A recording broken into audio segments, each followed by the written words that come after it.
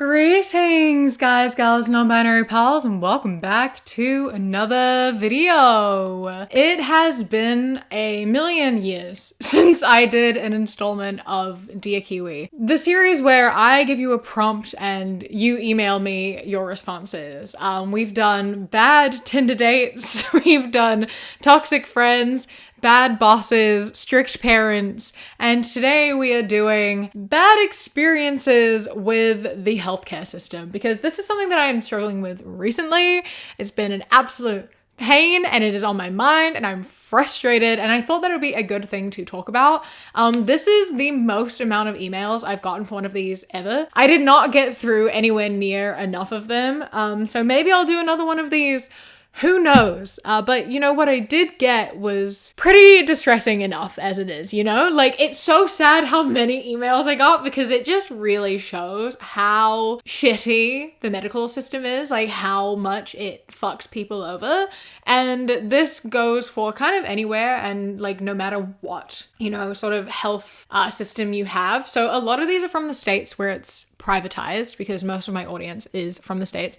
But then there are also some stories on here from public healthcare systems, including my own, that I will be sharing as well. So before we get into your emails, I thought I would share my fun little story that I am experiencing right now so we can be in this all together. So we all know that neurodivergence and like ADHD and autism are not taken very seriously by the medical system, by a lot of people, really. They are really not treated very well or as like proper diagnoses from a lot of people.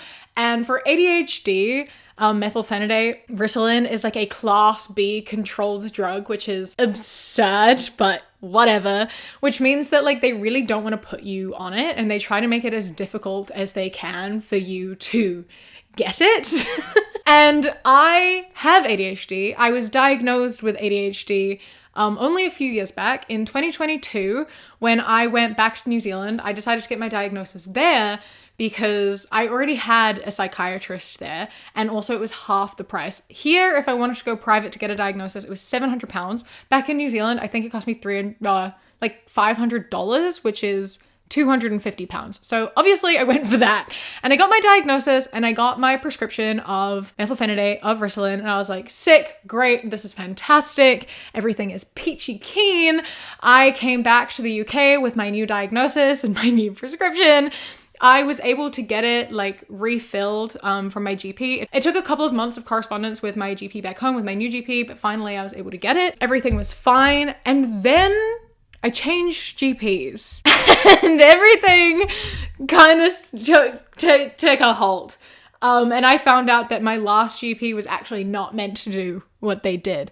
And that is that I got my diagnosis in a foreign country, so it doesn't count. It doesn't count. I didn't have ADHD in the UK. I wasn't officially diagnosed with ADHD. It didn't count because I was diagnosed by someone who is not a registered professional in the UK. So it meant that I was no longer allowed to get my prescription. They cut me off immediately from it. And it meant that I didn't have a diagnosis, even though I'd paid a ton of money to get my diagnosis. And so suddenly I'm there like, well, fuck, what do? I don't want to pay £700 to get diagnosed with something I've already been diagnosed with. But I also don't want to be on a 5-year-long waiting list to do the same thing. So I was put on Right to Choose Psychiatry, where they told me it would be like a 6-month wait. A year later, I finally got my appointment, and this was a couple months back. I finally got my appointment. I got diagnosed immediately, very quickly, very easily. I got my diagnosis, but the person diagnosing you isn't allowed to give you the prescription. They have to send what their recommendation is for the pills onto a different team. And now I have to wait 7 months to a year to see that person to just give me a prescription for something I've literally already was taking, but I'm not allowed to because we're in a different country. What the fuck? And it's so ridiculous because like, surely this is just a waste of resources, right? Like, here's the thing, is NHS is understaffed and underfunded. The wait list to get an ADHD diagnosis is ridiculously long, right? You have to be on this list for ages. I'm taking up a spot. Someone else could have used the spot to get a diagnosis who actually needs it because they've not been diagnosed before. Why are you wasting your resources on me, someone who already has a diagnosis and a prescription from a licensed psychiatrist who has actually worked in the UK for many, many years, just doesn't anymore. Like, it makes no sense to me. The questionnaire was the same. The way I was diagnosed was literally exactly the same. So what the fuck? Just wasting everyone's time and fucking me over completely. That's where I'm at. And oh my God, I'm on another wait list right now for a dermatologist. So anyway, that's my own fun little story that has been frustrating me beyond belief. I've had the most stressful year of my life with how much work I've had to do and how much shit I've had to like sort out. And, you know, it would have been really helpful if I had my Ritalin. But, you know, this is where we're at. So anyway, let's get into people's stories, shall we? Before I begin, I'll just say that I'm Canadian, specifically Atlantic Canadian, and the entire area has been experiencing a problem where majority of the doctors are leaving the area to go to bigger provinces or to other countries entirely. For the majority of my life, I've had this weird condition where I'm constantly developing small-ish cysts that don't go away. Once they develop, they'll inflame to various sizes, but usually no bigger than a large pea.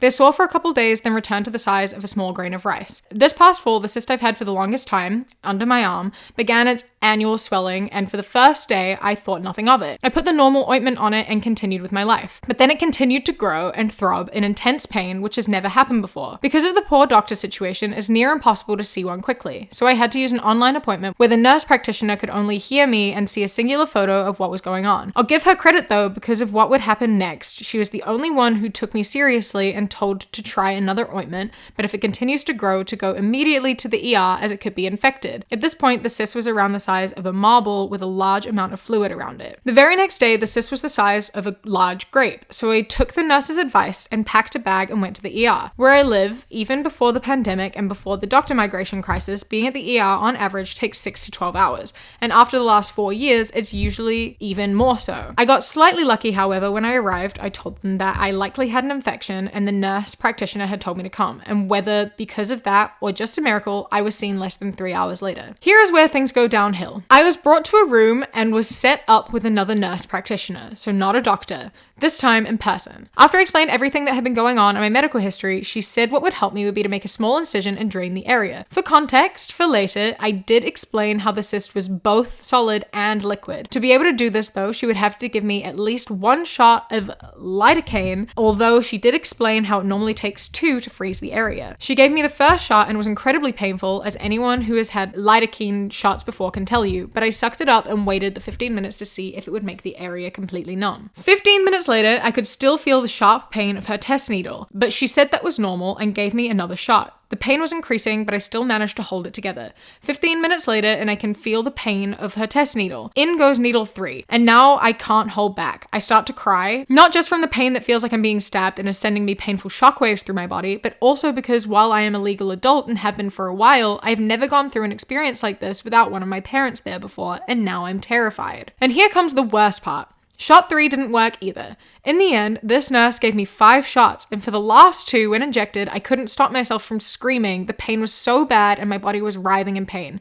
And starting with the 3rd shot, the entire area began rapidly swelling to the size of a tennis ball, and my skin turned blackish purple. People often say when something pretty bad happens physically or emotionally that they'd rather die than continue. But for over an hour that day, it was the first time in my life genuinely wanted to die, as if it would end the unbearable pain I was feeling. Oh my God, I'm still going, but like, Jesus Christ, you'd think like if it's not working after the 2 you said that it would work after, you definitely shouldn't be continuously injecting things, especially if it starts going purple and swelling to the size of a tennis ball. Like, that is insane malpractice. If you have a patient who is like screaming and screaming in pain and nothing is happening and you keep doing it anyway, what is wrong with you? You absolutely should not be doing that. Oh my God. Holy shit. I'm so sorry. Fucking hell. You would think 5 shots of lidocaine would do it, but 15 minutes after the 5th shot, I could still feel the sharp pain of her test needle. However, at this point, I turned to the nurse and said, just cut me open. The pain from the scalpel won't be worse than another shot of lidocaine. She told me that legally she couldn't do that, but that I indeed wasn't getting another shot.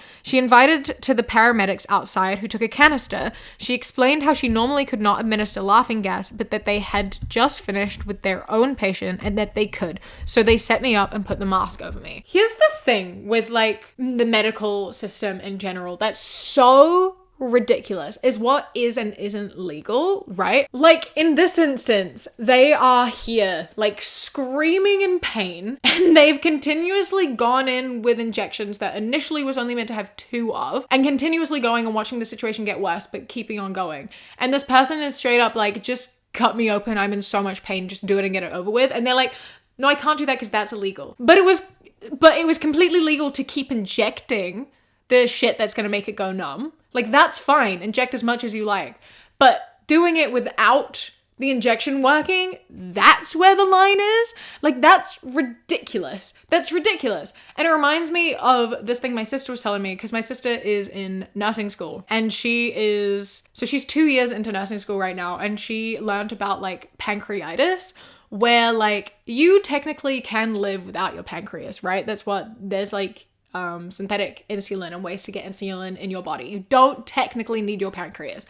And you can get pancreatitis that's really bad and they will try everything, but they aren't legally allowed to remove your pancreas until it kills you. Like, they're only allowed to remove the pancreas like right as you're about to die, and then most of the time you do just die. They're like literally not allowed to remove it, even though you can live without the pancreas. They're not allowed to do it. And that to me is fucking ridiculous. The things that are legal versus illegal, like I assume that whole like law came from before you were able to live without a pancreas, and they just haven't updated it. So now, even though we've got a way to live without our pancreases, although it's annoying, you can still do it, like they haven't updated it. And I just think that's so interesting. I just think it's incredibly interesting that like the things that are versus aren't viewed as okay. Anyway, I'm carrying on with this. So for me at least, what lasting gas does is dissociate your mind from your body, that your body can feel things and will react accordingly, but your consciousness doesn't actually process it. At this point though, just before turning on the gas, the nurse practitioner told me the scariest thing of the entire day,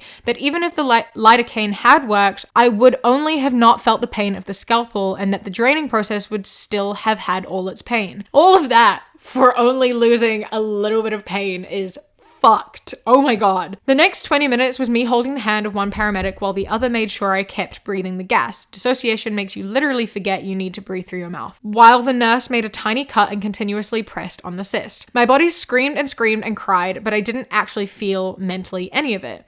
To this day though, I can't imagine how this would have gone if the lidocaine had worked, but according to the nurse, I normally would have been feeling all of this pain. After this, my mother was called as I legally couldn't get home safe on my own, and while I waited, the nurse admitted what she put me through with those 3 extra shots was actual torture. So my story has a somewhat happy ending, but I never had a fear of hospitals, the ER, or needles before, and now I shake anytime I have blood work done.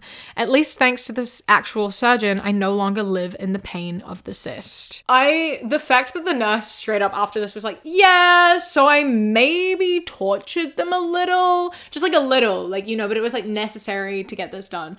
When also straight up they said it wasn't even necessary and the pain would have been felt anyway is fucking ridiculous. Like, oh my god, I really hope that nurse no longer has a job, because that is horrific, horrendous, holy shit. Should absolutely not be able to do anything like this ever again, because you should definitely not be torturing your patients. Yeah, I don't think you should be doing that. I did want to share on this though. Getting help for these issues is so difficult. Like, it's so hard to find people who like actually know what the problem is and take it seriously.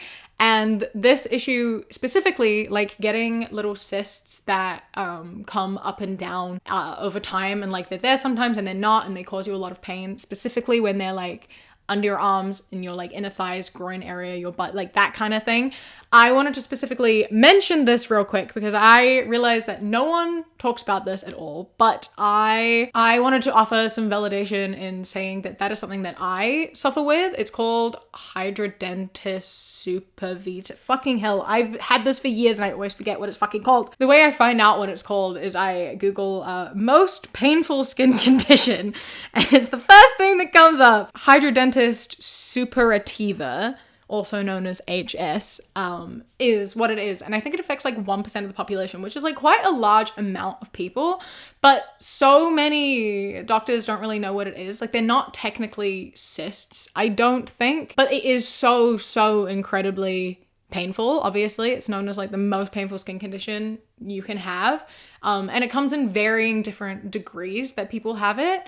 But it's something that I started struggling with when I was like 11, I think. I have a lot of scars on my like inner thighs from it. And it sucks. It's horrible. I went to a dermatologist when I was 16, I want to say, who was able to actually help me with it, because after years of trying everything with my GP, I did like doxycycline, I had like strong retinol creams, I tried antibiotics, I did everything and nothing worked. So I finally went to a dermatologist when I was a teenager, and I took these really strong antibiotics, I don't remember what they were, and then I took Accutane for several months, and that helped. And then I didn't have a flare-up for several years, which was incredible.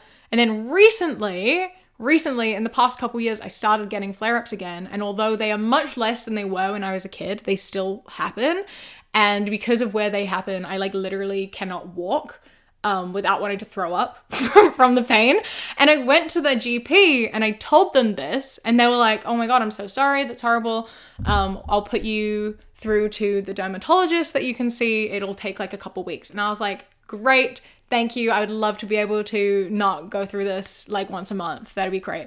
And then 3 weeks later, I get a text being like, your appointment with the dermatologist is February 25th, 2025. And I was like, what the fuck? Oh my God. I go to the GP like, hi, I'm suffering from the most painful skin condition and I would really like help with that. And they're like, say no more. We'll get you help immediately. Does like 8 months work? No, but I guess it has to. And like, this is where you get people coming in and being like, this is why private healthcare is better. This is why public healthcare sucks, because on public healthcare, you have to wait on a really long wait list. Whereas with private healthcare, you can just go straight away. You just pay for what you need. And that's the argument a lot of Americans have. And to that I say, shut the fuck up. You don't know what you're talking about. For one thing, private healthcare absolutely has a wait list. And for another thing, I have that option. I can go to a private dermatologist if I want to. That is something that I can absolutely do. I don't want to spend that money though. It's not bad enough right now for me to be willing to fork up hundreds of pounds to see a private dermatologist. I will wait until February. I'm gonna be pissed off about it and I'm gonna be in a bit of pain sometimes, but I don't want to spend hundreds of pounds on this. So I'm gonna wait. I just wanted to share in case any of you are suffering from HS as well. I never see anyone talk about it, and I realized that I also don't talk about it. So I want you to know that you are not alone in that struggle, because I used to be really embarrassed about it, but there's nothing to be embarrassed about. It's just something that our bodies do, and it sucks, but you know, bodies just do stuff that we don't want it to sometimes. I'm going to try and make this as detailed yet as short as I possibly can. I'm currently in my mid-30s, but in my story, I was 20 years old, Oklahoma, and was on the state insurance at the time. I was very pregnant with my second son. I began to have pretty consistent contractions. I had called my mom to have her head this way, as the hospital I was using was about 40 minutes away, and she was in the town in between my town and the town with the hospital, and I had no car at the time. We get to the hospital, and by then, contractions are really picking up. It wasn't until I got there that I found out my incompetent doctor had just upped and moved to South Dakota. I'm not sure why I was using him anyways, as he cut my epidural completely off in the middle of labor with no warning, against my birth plan with my first, leaving me to get my first trauma experience so that I wouldn't get pregnant again as I was a teen mom. Mind you, I was 18 and married, so I'm not really sure why I was using him again. Fucking hell. So, okay, hold on. We're not even at the part where this email is even for yet, but I'm sorry. The audacity of men. The audacity of men. You have a birth plan where you want epidural because giving birth sucks and it hurts real bad, and sometimes you don't really want to feel that, and that is an option, so you take it.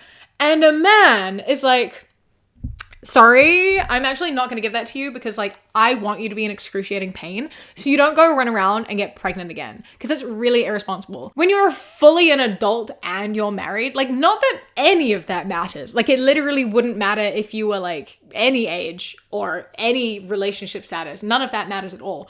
But like it makes his argument make even less sense. That just feels very much like he enjoys watching women be in pain. You know, that's the only thing I can really think of, because what the fuck? What the fuck? I'm so sorry that happened to you.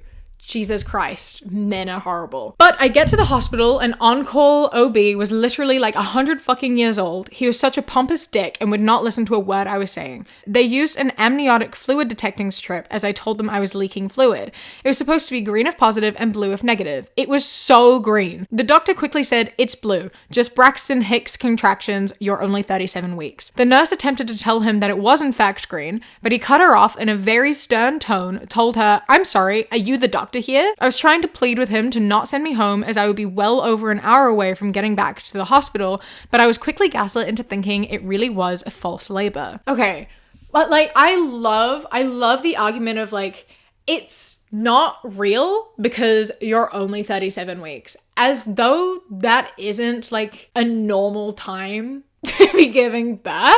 I know that it's 40 weeks is like a pregnancy to term, which still doesn't make sense to me because it's 9 months, but that's 36 weeks. And I don't understand how the timing of it works because to me, you're pregnant for 9 months. Surely that means 36 weeks is when the baby is done. For some reason it's 40 because when your last period, that's a whole separate conversation. Anyway, 37 weeks is like not that early. That's like premature, sure, but it's like not that premature. My sister was 6 weeks premature. I know someone who's a whole trimester premature. Like it's not unheard of, especially at 3 weeks. I don't think you can use that as an excuse to send someone away. Like, calm down. You're not due yet. Go back home. That's not how this works, bro. And I think that, you know, other professionals in the area being like, "Hey, are you sure you aren't colorblind? This is definitely green." I think they have the right to tell you that. Like, no, they're not doctors, but they do have eyes. They have done this before. So I think they're allowed to do that. I ended up getting all the way back home and my contractions intensified more and more as time went by. I was in pure agony, but kept reminding myself that it wasn't truly labor. I remember standing in the dark for the majority of the night in the bathroom, in the shower, and slowly just like bouncing my stomach up and down. It was the only somewhat relief I could get. By the time it was about 8 a.m., I'm screaming and crying and realized a slimy-ish green tinted substance coming from me. I screamed for my husband to call my mom and tell her to get here now. By the time she got there, I could barely take a step without a contraction hitting. As I climbed up into her truck, I had the worst pressure and burning as I had begun crowning and kind of pushed his head back up when I sat. I told my mother there's absolutely no way we'll make it to the hospital and just please get me to a local hospital. I arrived at 9 a.m. and he was born at 9:13 a.m. I was begging for an epidural, but they told me it was too late.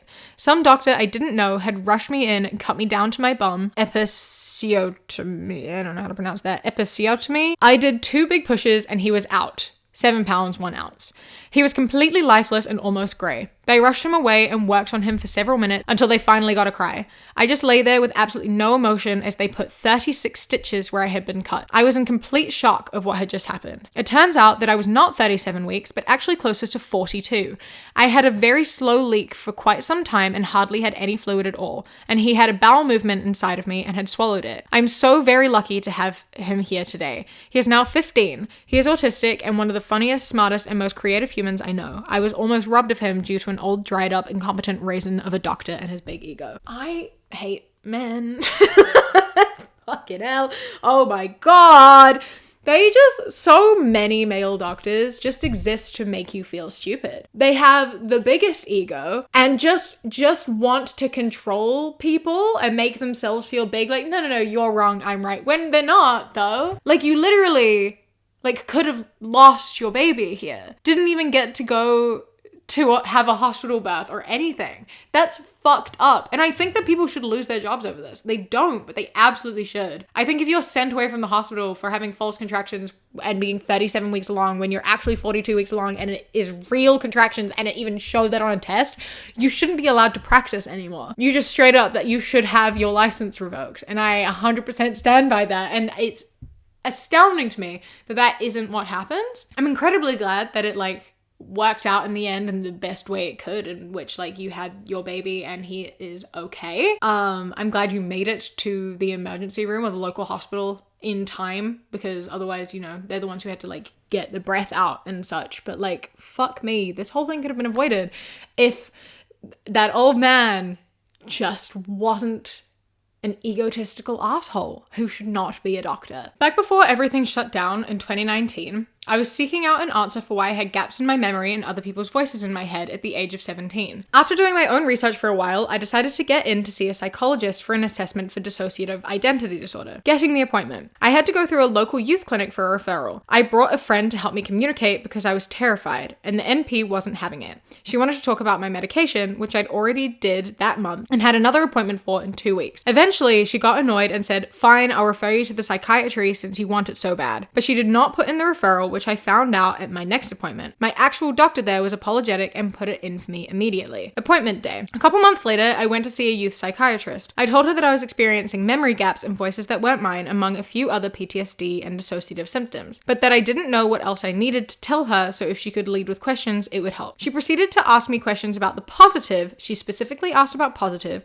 interactions I've had with the voices, and because I felt 2 other presences with me that day, I felt the need to answer with the few positives I'd experienced. I figured we'd get to the negative stuff after. After a while, she asked, "So why are you here then?" Excuse me? Laughing. "Why are you here? If the voices are helping you, what's the big deal?" The fact there are beings that take over my body and mess up my memory is concerning for me, and I'm starting to cry at this point. Her, still laughing, "I don't see an issue with that. Have a good day." And like that, I was turned out onto the streets, shaking and in tears to walk myself home. It was only because of someone else taking over periodically that I didn't walk into the highway and get seriously hurt. A few months later, I got in to see one of the provincial leaders for mental health counseling, and he took me incredibly seriously. When I was ready to try again, I was probably assessed for dissociative identity disorder by his psychiatrist colleague and diagnosed in November of 2020. I was also later diagnosed with autism and ADHD, explaining a lot more for me. Mental health, sometimes mental health professionals like actually fucking suck real bad.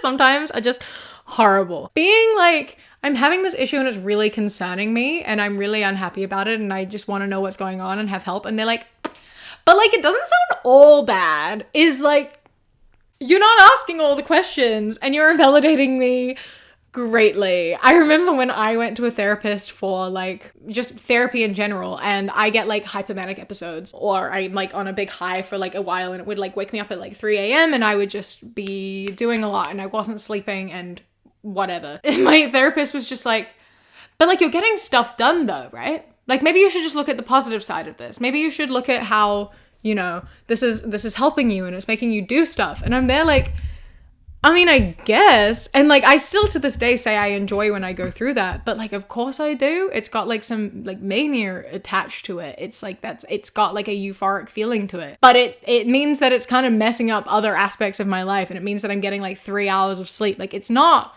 doing great things for me. And it means I have a massive crash afterwards, which isn't great. So I would like to like mellow it out. But they so often just want to look at the positive side of it to make it easier to deal with. Just being like, yeah, but it's easier for me to tell you this isn't a problem. So like, go get on with your day and just look at the positive side. Like, that's not how this works. I'm here because I want help with an issue that I'm suffering from. And like, I want answers and I want to know what to do because it's impacting my life. Like, yes, it has some positive aspects. Like in this case, a positive aspect was keeping you from like walking into traffic, but it also has a lot of negative aspects, like gaps in your memory. So you don't know what you're doing and you could hurt somebody and just like not know. Like, you know, you aren't aware. That's the problem. It's not all about the positives. And it's ridiculous to me that some people just like, they just don't want to help you, you know? I'm glad in the end you managed to get help and someone who listened to you, because it sounds truly like such a frustrating, horrible thing. And I'm glad that you were able to get the help for that. So I'm happy for you. And I'm sorry you had to experience all of this horribleness leading into it. Okay, this one's quite a long one, but I feel a good one to talk about. Okay, this has trigger warnings for mental health and medical gaslighting, by the way. I probably should have been doing trigger warnings this whole time, but there we go. I am 25, just turned 25, and I live in the United States. I grew up in California, moved to Texas at age 22, do not recommend, and then to Tennessee at 23, and just moved to Kentucky a few days ago. Where I lived in Tennessee was close to the Kentucky border, so I've now gotten to experience healthcare in 4 different states because I'd get referred to Kentucky doctors as well as Tennessee ones when living in Tennessee. I was a ballet dancer for 10 years when at the age of 12 I started experiencing excruciating knee pain. I couldn't function. I had to quit every extracurricular and all my dance classes because I couldn't even walk on my knees. No one could really tell me what was going on either. I had x-rays and MRIs and bone scans and CT scans and blood work. A pediatric rheumatologist suggested I had fibromyalgia. I don't know how to pronounce medical words. A pediatric rheumatologist suggested I had fibromyalgia at 14 and prescribed me gabapentin, which turned me into a zombie. It's actually not supposed to be given to kids. Around that time, my regular pediatrician recommended I go to therapy because there was no way a kid going through that much was just okay. I was taken to a relatively close, well-known behavioral health hospital's outpatient program for evaluation because my mom had found out about a program called MEND for kids with chronic health issues and chronic pain. The hospital stuck me in the program and wanted me to go there 5 days a week. As a freshman in high school in honors classes, I had a buttload of homework, but instead I had intensive outpatient therapy 5 days a week for 4 hours a day. What? That seems so excessive. Like, maybe that's just me, but that seems excessive. And like, surely that's like damaging mental health when you're in school and you have so much shit to do as well. Okay, anyway. In that program, the therapist decided that since no doctor had diagnosed anything besides fibromyalgia yet, and they considered fibromyalgia a bullshit diagnosis, I must be subconsciously making up being in pain for attention. This made my brain break. No one believed me. They forced me to stop using crutches because my pain was fake, even though every step I took was unbearable. My pain was so bad, I was regularly having suicidal ideation because I wanted the pain to stop. The therapist telling me this bullshit and belittling me made that worse. After I graduated the program after 4 months, I started trying to attempt suicide. I had a manic episode and got hospitalized right after I turned 15. That school year was no better. I changed high schools twice in 1 year, kept trying to kill myself because even my parents were now convinced that my pain was all in my head, and got hospitalized 3 more times. Being so alone made me start experiencing psychosis. I kept dissociating. No one made any efforts to try to figure out why I was in pain anymore. They just stuck me on antipsychotics because they thought I was crazy. I'm like in so much shock over this. This is one thing I don't understand, right? Like, even if, hypothetically speaking, you were making up this pain, even if you were not in pain and you are making it up for attention, for whatever reason you would do that, that I think still deserves psychological help, regardless. And then the fact that obviously it wasn't even in your head and you started like trying to attempt suicide and people were still like, you're just making it up. You're just crazy. You clearly aren't in pain, including parents. People just gave up like, oh, you must be making it up. What?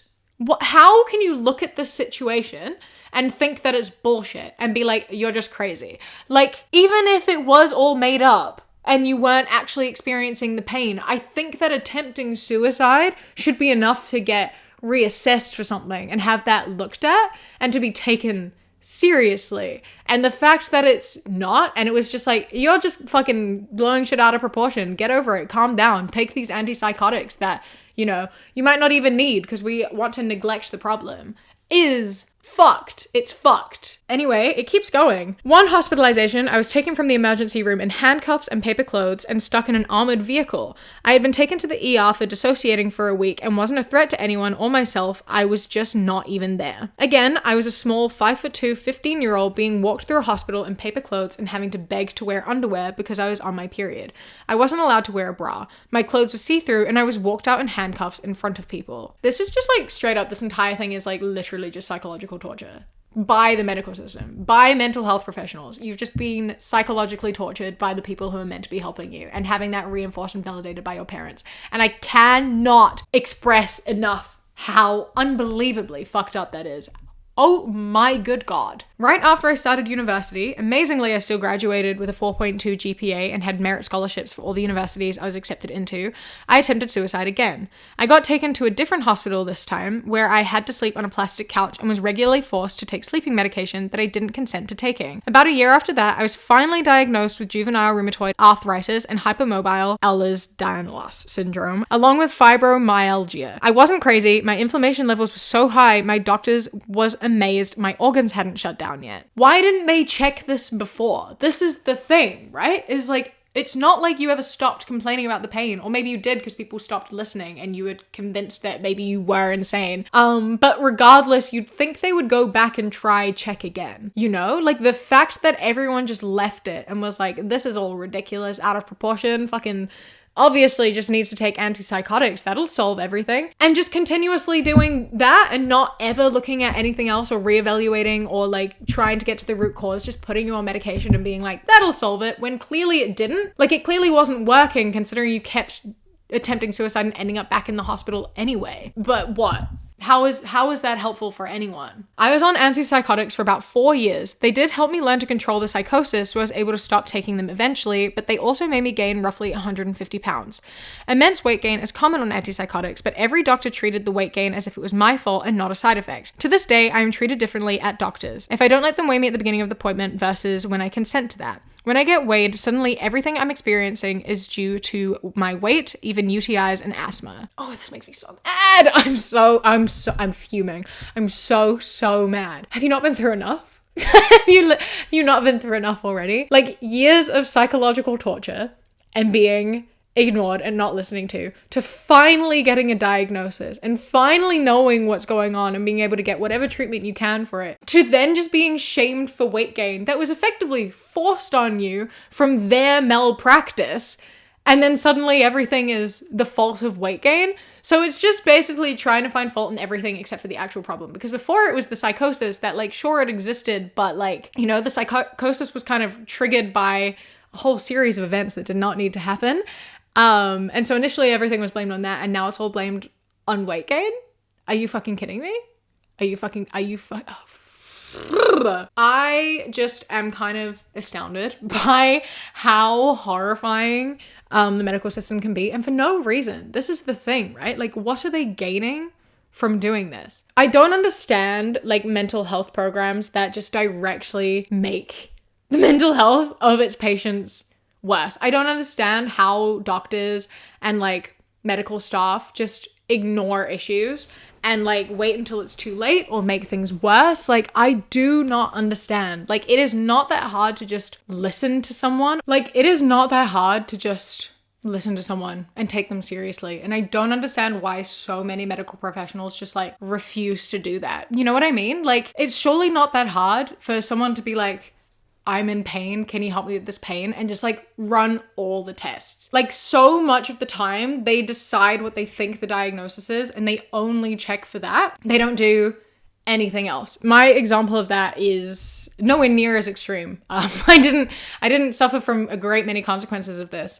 But I also had, like, a knee problem when I was a kid from, like, I did trampolining and I, like, injured my knee, and I started going to a knee specialist, and he thought I had, like, a swollen fat pad or whatever that means. And he was like, maybe you dislocated your kneecap. I was seeing this doctor for literally years, from when I was 12 until I was, like, I think 17. I would go in regularly because it would, like, start hurting again. I couldn't straighten my leg. I was limping. I was, like, collapsing sometimes. I got, like, some steroid injections in my knee. Oh, and I got, like, a bunch of MRIs and everything too. And they were really struggling to figure out what the issue was with my knee after, like, x-rays, MRIs, steroid injections, a bunch of shit. And it was still hurting, and they couldn't figure out what it was. They were going to give me surgery that, like, maybe would do something, maybe not. Is it worth it? Could make it worse. And then finally, after 5 years, he finally was like, you know what? Actually, I think I'm going to get an x-ray of your hips instead. We haven't actually looked at your hips.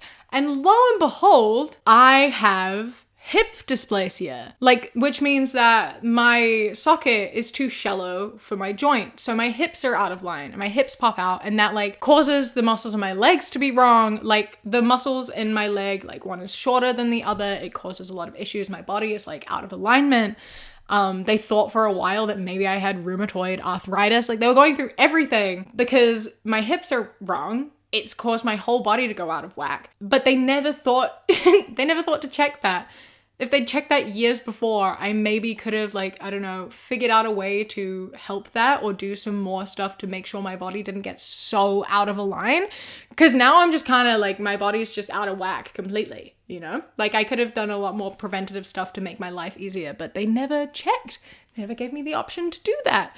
Because why would they? He had decided that it was specifically that problem. And I know I went in saying that my knee hurt, but, like, you know, if after years you can't find an issue, surely you would think to check further before, you know, all of that had happened. But I digress. Obviously, it was nowhere near comparable to this situation, which is just like so insanely fucked up. But it takes me to the point of like, yeah, what harm does it cause to just run all the tests, you know? Like, why would you not just do everything? Because you absolutely should. Earlier this year, Kat, my best friend, my flatmate, she got really sick. And she was like coughing like constantly, and she was just not doing well. She finally went to the doctor and they were like, no, there's nothing, you know, it's just a cold. And she was like, okay, but I've been sick for 2 weeks. And they're like, it's nothing, it's just a cold. And they wrote down on her medical file, possible COVID, but they didn't even ask her to do a test. And it carried on. And then, you know, after a month of this, she went to the doctor and they were like, oh my God, you might have like, I can't remember, like a blood clot, or this could be something wrong with your heart. You have to go to the hospital immediately. We were at the hospital for 9 hours before they were finally like, no, it's not that. Yeah, it went on for ages to find out that she had pneumonia, but that it wasn't like given correct treatment, and it developed to potentially just like a long-term lung problem. And now she has really severe asthma and potentially other things that are wrong with her lungs that could have been prevented if they just run the tests in the first place. If someone comes in and is like, I feel like I'm fucking dying and I can't breathe and I'm coughing constantly and it's been weeks, like what's the point in just being like, it's probably a cold, go home? Like, why not be... It's like better safe than sorry, you know? Why not just test for everything? Why not check for pneumonia and COVID and everything else? Like, I'm already there. All you have to do is fucking take my blood and a couple swabs. It takes 5 seconds. You don't even do the test. You send it to a lab.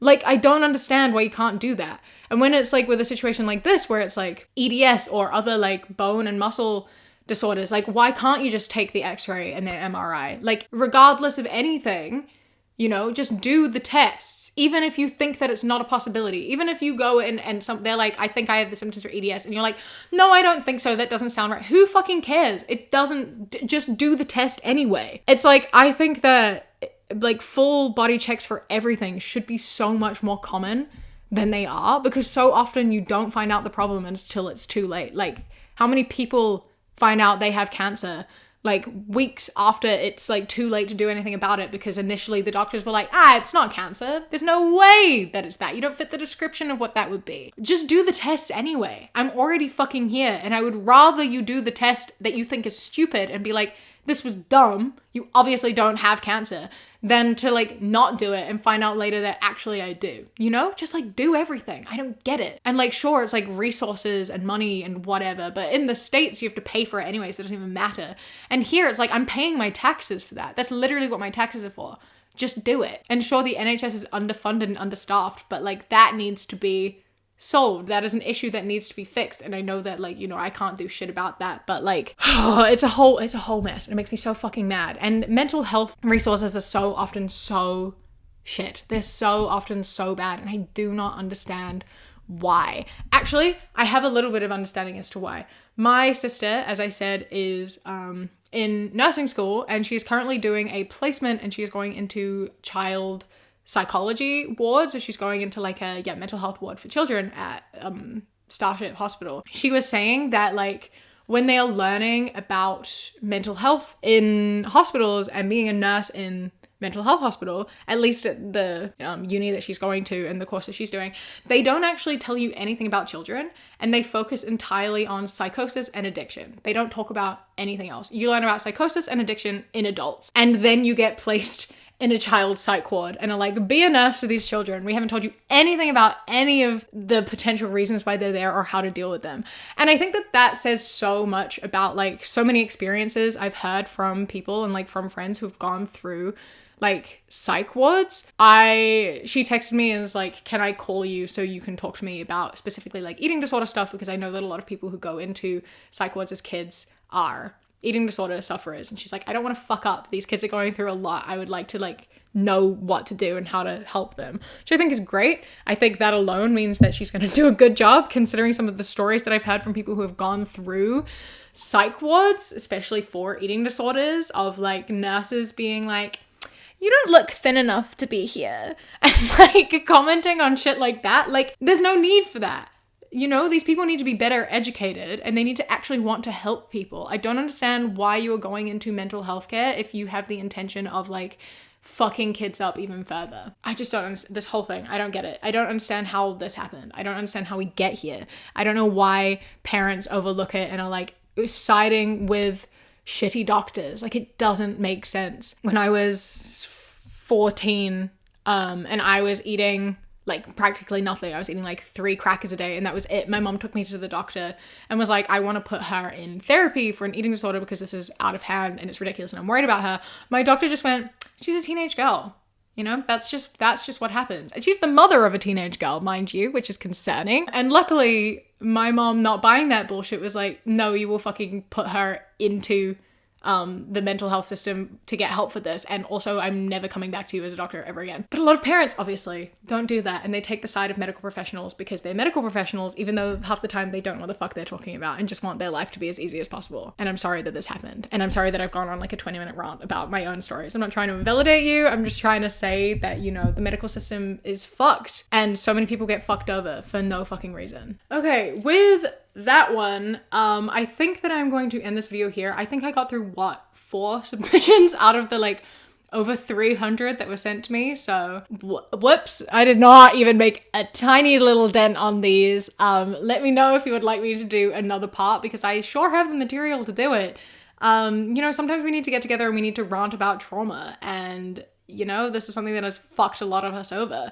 So yeah, if you would like another video about medical horror stories and just come and yelling about how shit the medical system is together, leave a like and comment because I want to know. Let me know your stories down in the comments below. Let's get mad together. That is what we are here for. I'm so sorry to anyone who has experienced any medical trauma. Like, it's horrible and it literally kills people. So I really hope that you all have good experiences from now on. That's some wishful thinking, but you know, I'm passing on that hope to you. Yeah, thank you so much for your submissions. I appreciate it. I'm gonna think on another topic and I will post it in community when I can think of another thing to do. Let me know if you have any ideas on what the next Dear Kiwi episode should look like. I really do enjoy doing these. I like getting nice and like personal with you and just like sharing these stories and experiences with one another. So thank you for participating.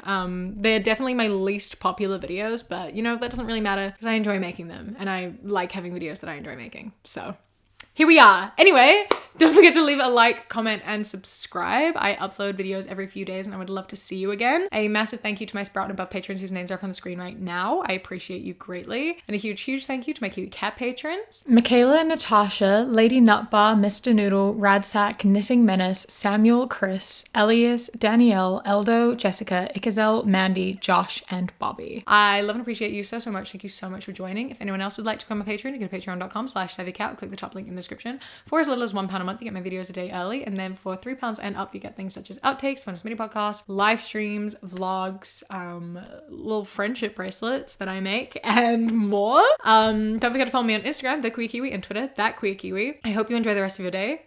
Stay safe. Keep fighting. I love you. Wow. When you close your eyes, you replay